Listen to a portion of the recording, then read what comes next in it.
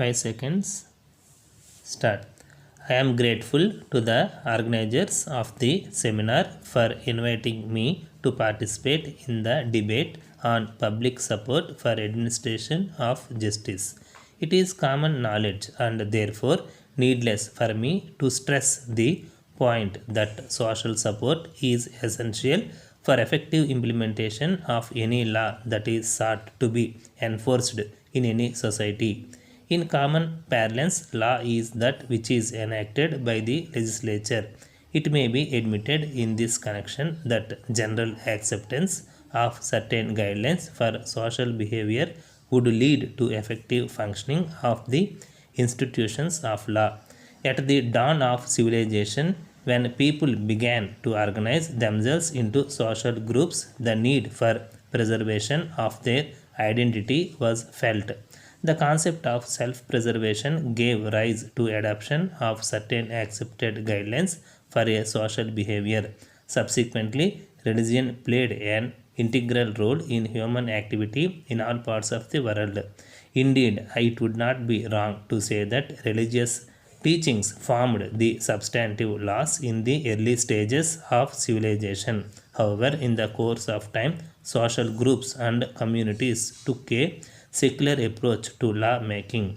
They delegated the functions and responsibilities of government to lesser and lesser groups, and in some cases to individuals.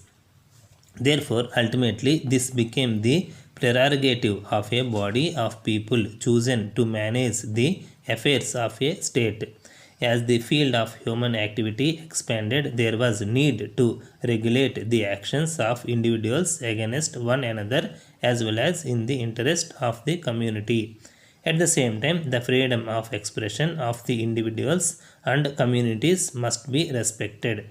When we think of democracy and the functioning of democratic institutions, the individual must be allowed to have full freedom in all respects for his growth.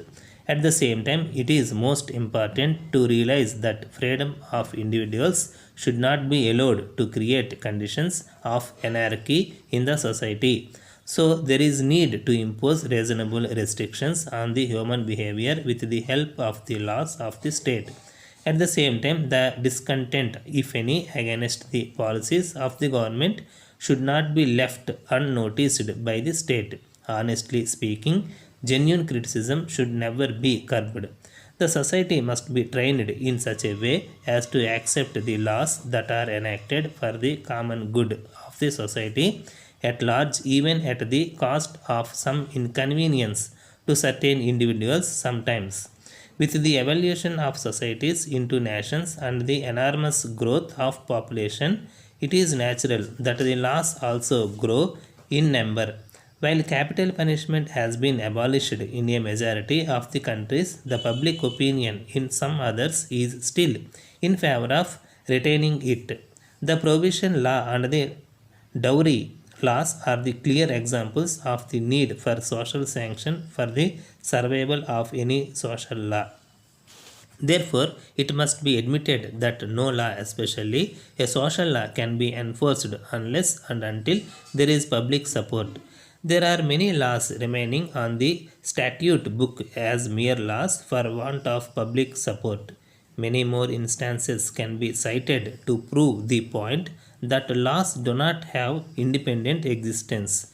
They are good only to the extent society sanctions and supports them. In ancient India, the village as a whole looked upon itself the responsibility of compensating the victims of lawlessness and punish the culprits. The village panchayats even now settle disputes without the help of any law books. It was widely recognized and respected by the parties to the dispute in those days. The criteria for such decisions are custom, convention, and equity. Very often, the panchayats hold sessions in temples or other sacrificed places to derive authority and maintain impartiality in their proceedings. As a matter of fact, among the tribal people in several parts of the country, even today, there are special rules made by the state prohibiting interference with the decisions of the tribal councils taken in accordance with their customary laws. However, These rules make a distinction between the type of cases to be dealt with by the statutory organizations of law enforcement and those to be decided by the tribal councils. All such decisions are unquestionably accepted by the community. Involvement of the people in the enforcement of law will go a long way to achieve the desired effect.